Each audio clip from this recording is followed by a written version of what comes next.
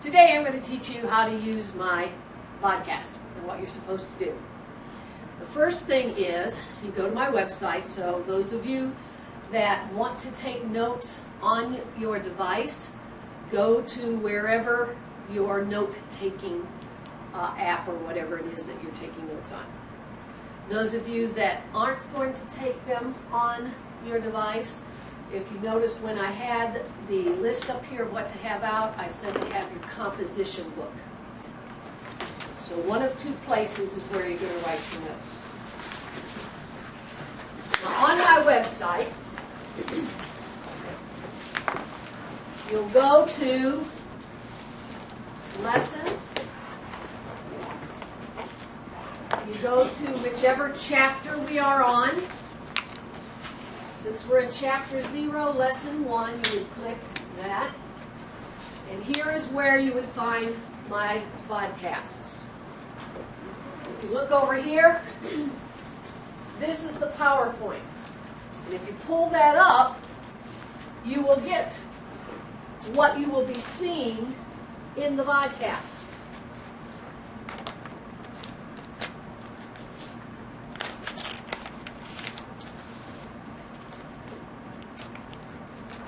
Which is this. And over here, you will be having the notes and so forth that you will be taking. Now, last year, some people got lazy, and they just copied this, and they didn't write notes. I'm going to tell you that's going to hurt you. And some of those people didn't make it in class. It helps you to learn and to retain by repeating things. So hearing it, writing it down, all of those repetitions that you do will help you to remember the information that you need to know. Now, if you're a poor speller and you want to print this out so you at least have the words there so you can easily write them in your science notebook or on your, that's fine. And you can easily print it out by going to File, Print, and I would not waste my ink and print every single slide real big, or you'll be wasting a whole thing of ink. You can go down here where it says Print Full Page, and you can click, and usually 6 horizontal is probably the best. Then you're going to fit 6 slides on one sheet of paper instead of 1 per sheet.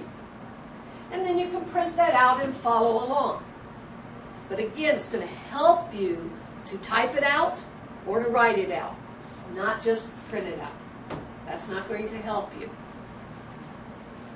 But I put it up there for those that struggle with spelling and stuff like I do. It helps. Next, you'll go to the YouTube channel.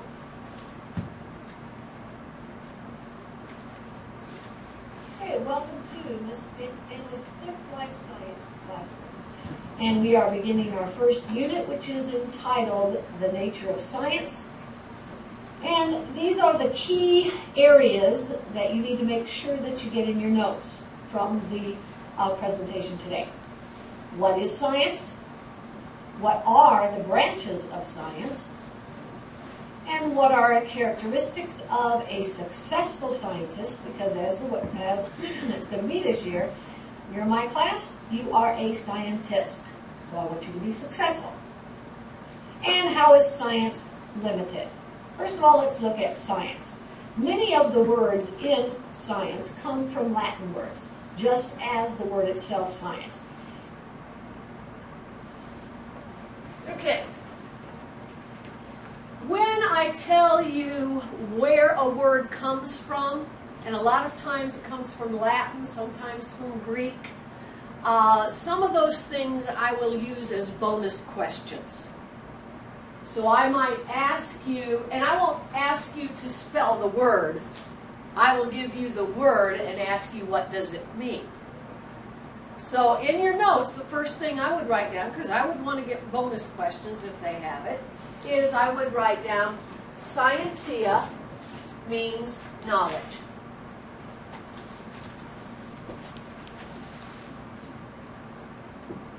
Scientia means knowledge.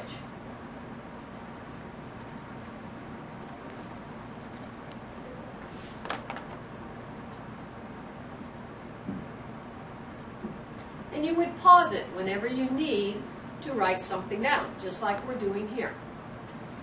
You can pause and start.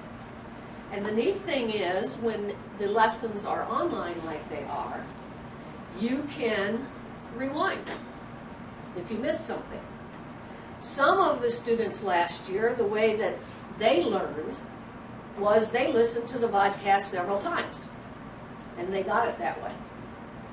So that's another good thing about having the teaching online, is that you can watch it multiple times. And another good thing is, if you are absent, you didn't miss the lecture because it's online. It comes from a Latin word, scientia, which means knowledge. So science is gaining knowledge. Well, if you look at, when you think about all your other subjects, we are gaining knowledge as well. So how is it different in science? What makes it specifically science? It's not just gaining knowledge, although that's part of it. It's getting knowledge, gaining it, as it says in the second definition, collecting knowledge. Now, it's very important to a science, in order to be science, how that knowledge is collected. It is collected through man's observations. If man cannot observe, whenever I give you a definition, unless I tell you you do not need to know this, then it is very important to write that down. Because that's the terms that you will need to know. So I have defined in two ways science. So I would write both of those down. So the first, write down science. It's the investigation and exploration of natural events. This is the actual one from your textbook. And of the new information that results from those investigations.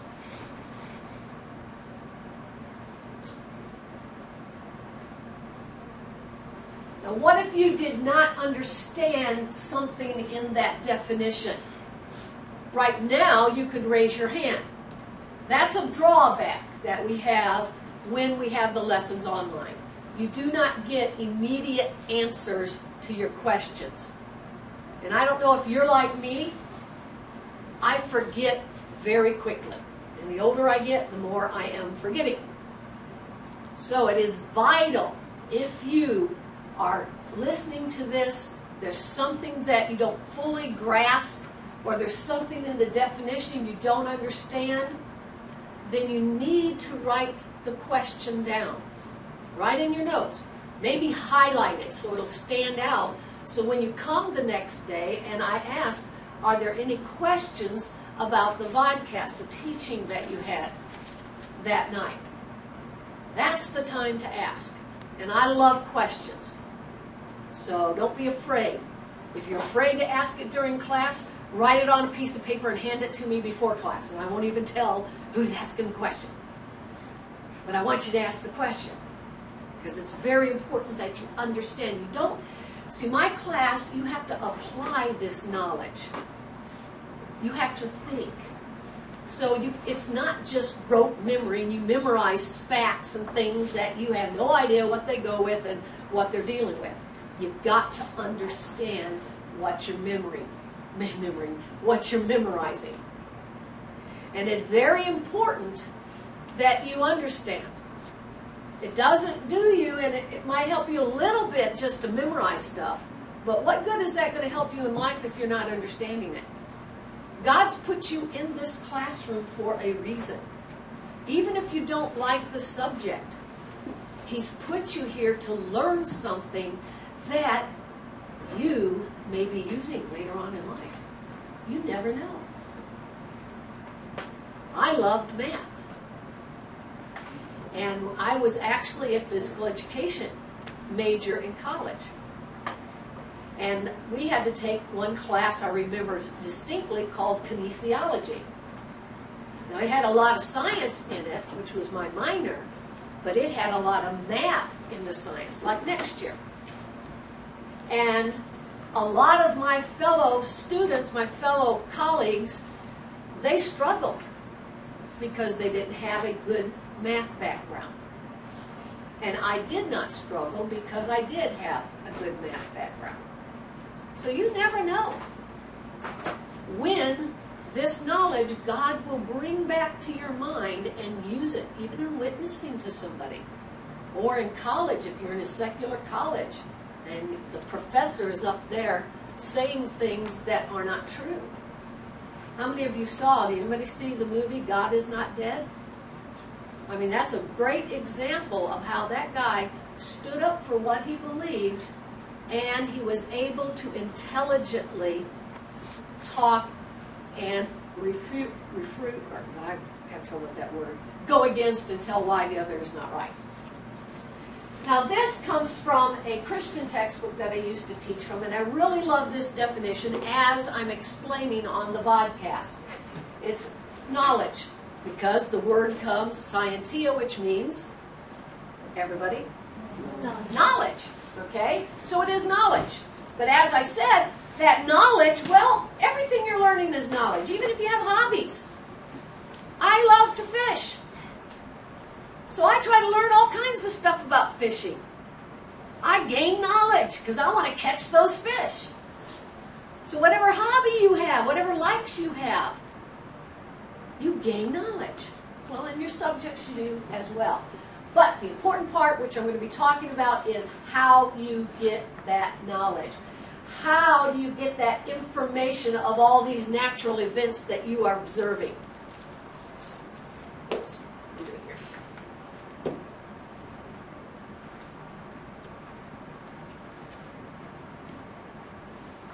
Meaning humankind.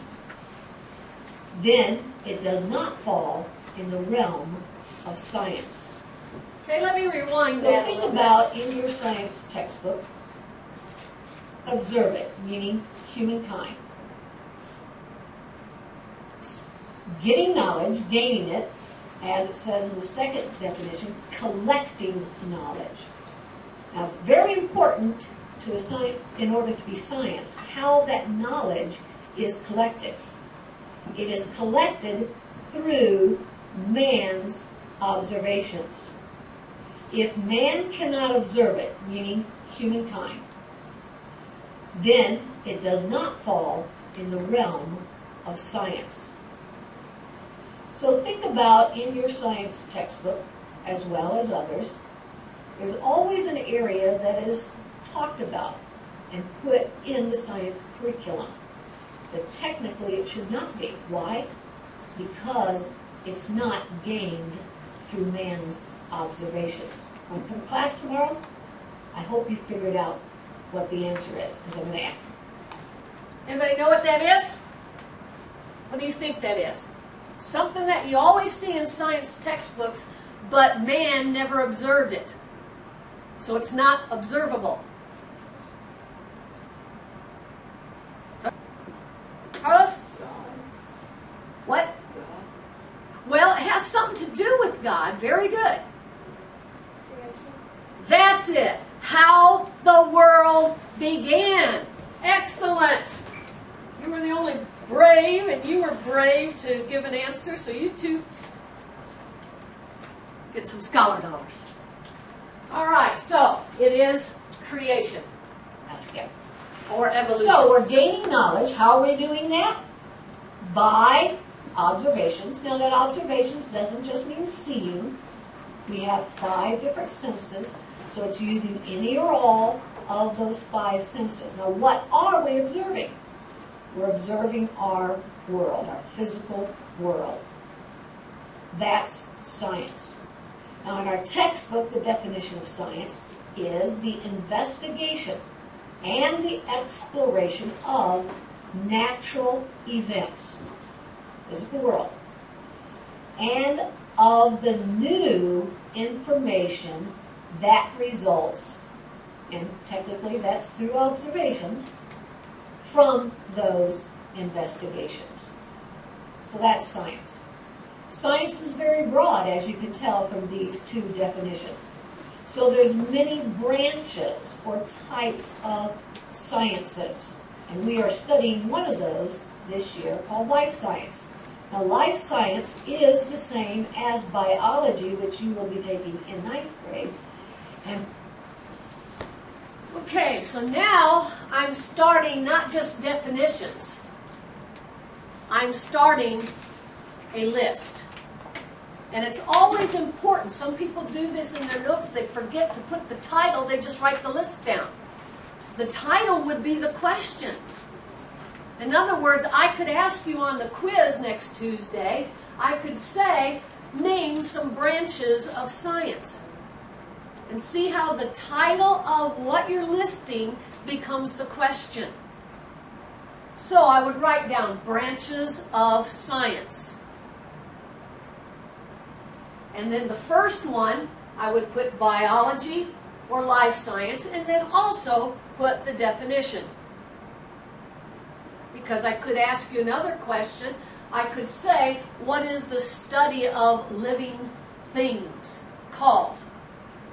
And you would put life science, or you would put biology.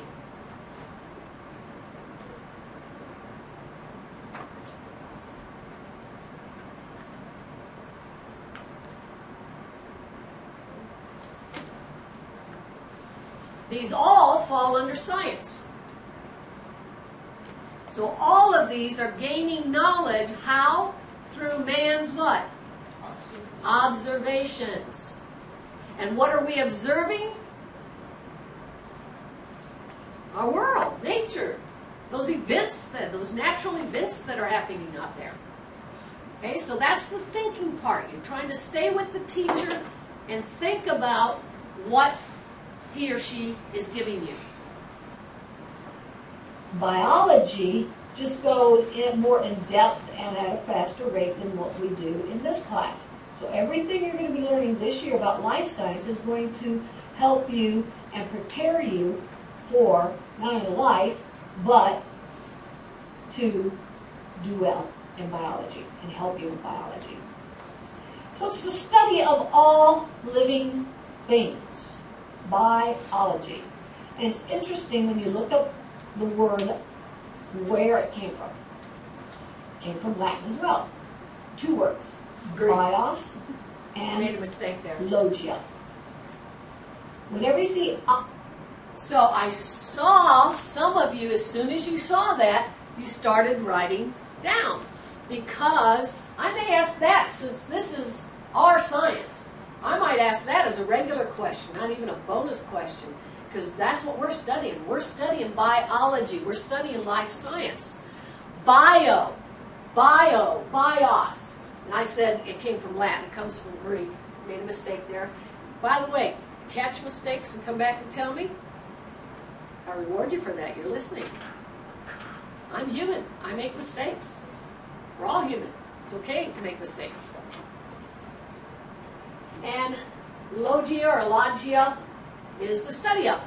Whenever you see O-L-O-G-Y, it means the study of.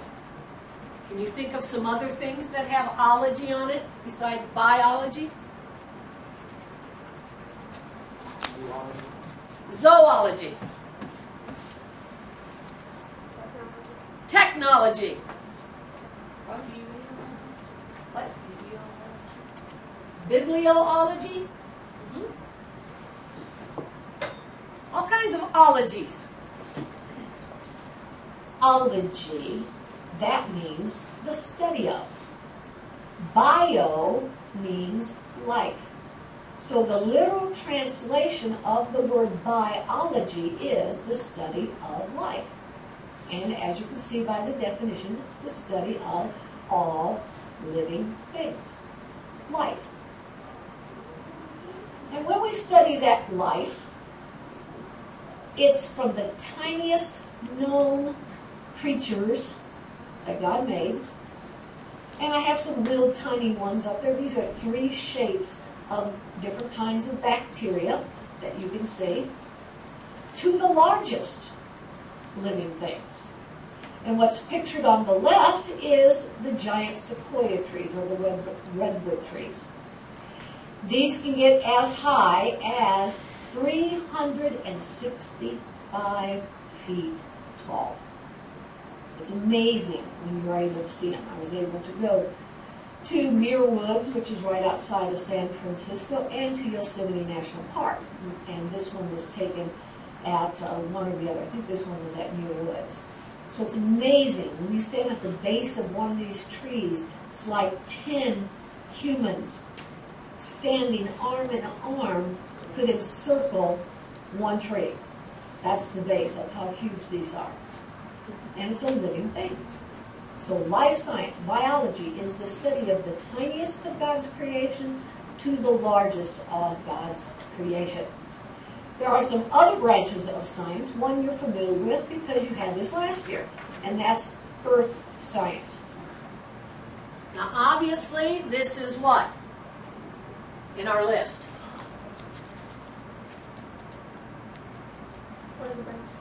Yes, it's our second one that we're writing down. It's a branch of science. So that would be, if I asked you, list some branches of science, you could list what you studied last year, earth science. And there is what you, or should have, if you studied here at our school, we studied earth science in 6th grade. So that should be familiar.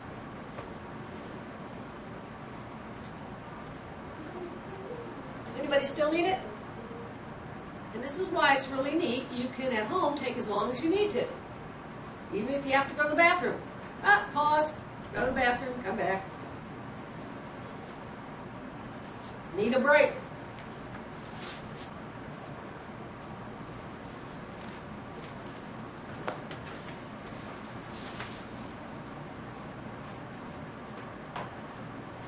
And earth science, that branch of science, is dealing obviously with the earth, with the landforms, the rocks, the soil, the forces that shape our surface. That's why you study meteorites and meteors and all that kind of stuff. And you study about weather. You also studied about the sky and about the stars and the sun, which is a star. There's another branch of science, and that is physical science, which you'll study next year. And okay, so this is our list, the third in what? What are these? Branches of science. It's important to know what these go with. These are branches of science. And so it's physical science. And here we take physical science in 9th grade. And it's a mixture of 2 other sciences, which you can take independently as separate sciences when you get to high school. Chemistry, physics.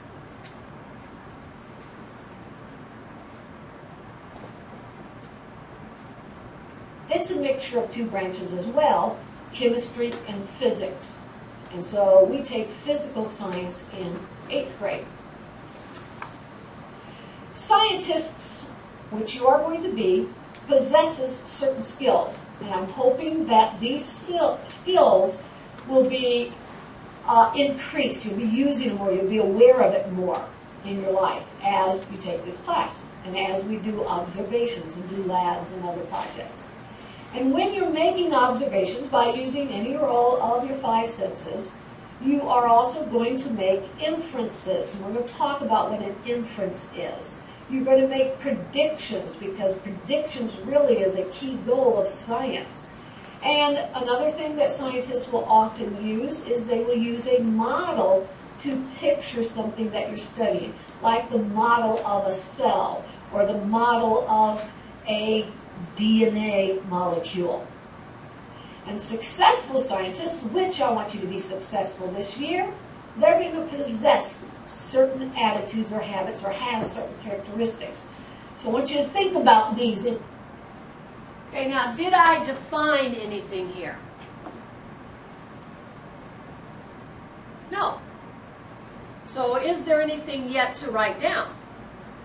No. This is telling you what's coming up and what's going to be important for you to know. So on this slide, you would not write anything down. In your own life. And hopefully, we're going to use these more and get these characteristics, what would be the word of it? Just growing in you more and more. And you become successful, not only at life and not only at being a scientist. So let's look at these. Now, what kind of question do you think I could ask on a quiz or test about this? What kind of question? What are some characteristics of a successful scientist? Okay, so that would be the question I ask. And how would you write that down? It's a what? It's a list. So those are called listing questions. And I do have a lot of different listing questions on quizzes and tests. And so I haven't defined them yet.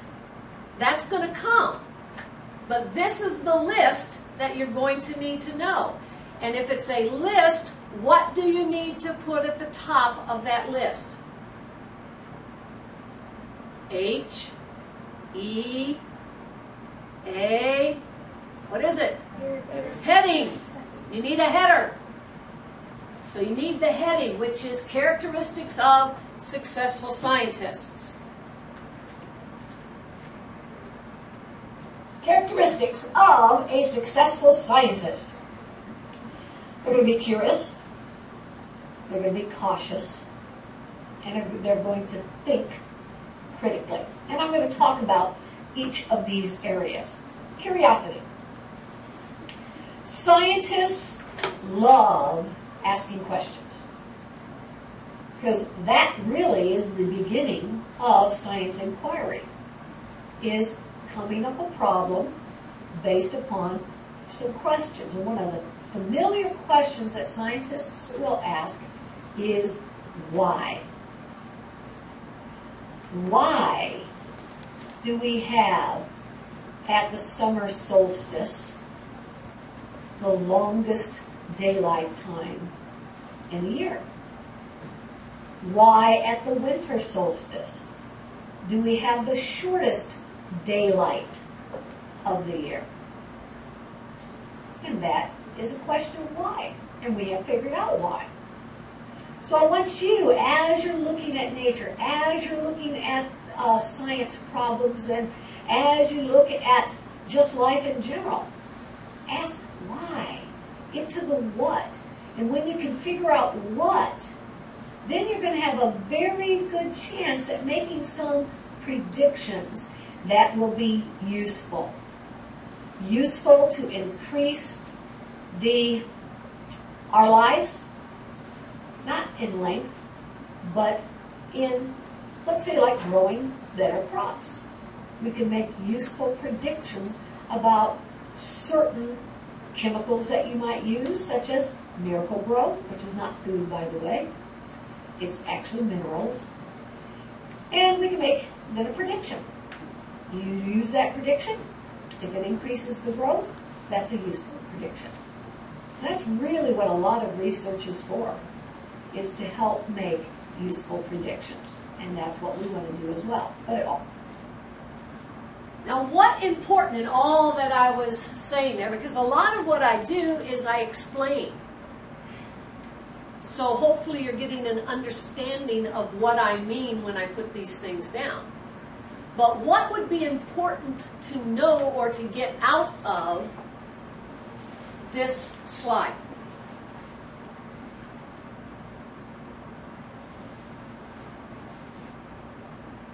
We got to get thinking caps in this class. Risk takers that will ask and at least take an educated guess. What do you think is important that was said? That scientists ask like questions. Yes. A key thing about science is questions. Questions. And we're going to study in this particular chapter, the scientific method. And that's how to solve the questions that we come up with in science. Just think about all the inventions and all the things that scientists have been able to do. It starts with questions. Right now they have that experimental drug that they're trying on those 2 missionaries. Why?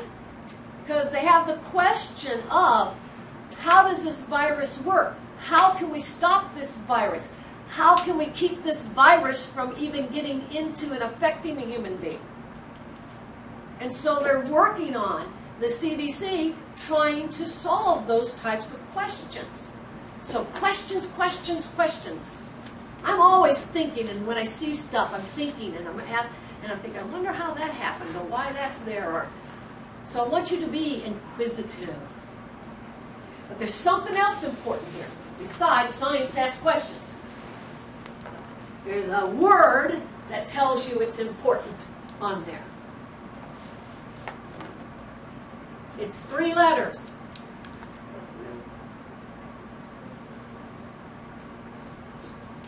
Three letters. Why is important? Because that's like a question. But other than the question, which why is a question, ask, that's questioning. Key. If I say something is a key, that's pretty important. So you need to know, what is the key goal in science? And that's to get useful predictions. So that should be, those 2 things you should have gotten from this information I gave you. Scientists question, and the key goal is to get that answer so that they can make useful predictions. Now, have I given you definitions yet? No. This is just some understanding things that you need to know. All begins with asking questions. We as scientists need to be cautious. One area, this is a big area, not just in the area of science, but it's in the area of our whole life. Because our minds are the battlefield in which the enemy wants to get us to believe things that are not true. And in science, we have to be cautious at what we see and what we hear. Because even as scientists, even though a great scientist with many PhDs after his or her name makes a statement about science, we need to be cautious. It might not be true.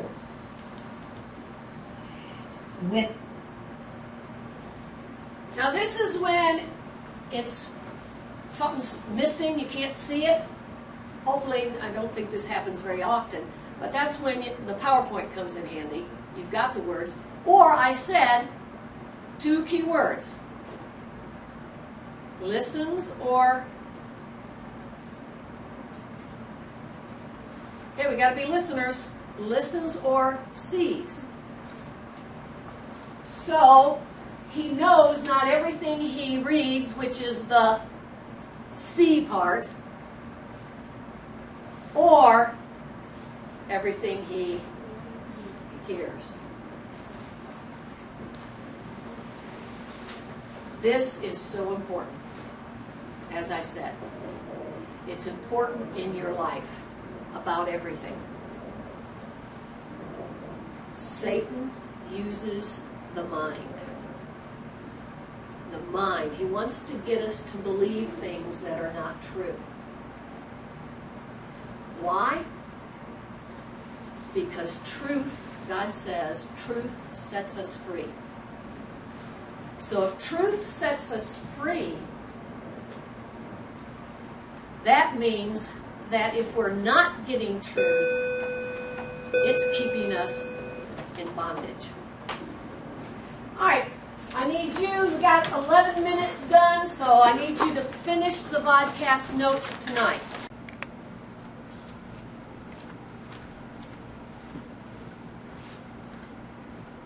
Okay, before we go over Quizlet, I want to make sure that I reinforce something from yesterday about watching the vodcasts. The key is not to be writing and taking the notes as you're listening. If you're like me, that would be like a normal class, and do you not have, when you're writing and the teacher's teaching you, do you not miss some things because they're talking and going on, and you're still trying to write the definition down? It was for me, especially when I got stuck on spelling. Then they were way ahead of me. I don't want you to miss any of that. I want you to be able to listen. So the best way is to either go through it and take your notes that way, but then listen to it again, or to listen to it, pause it after that slide, and then write down what you need to know.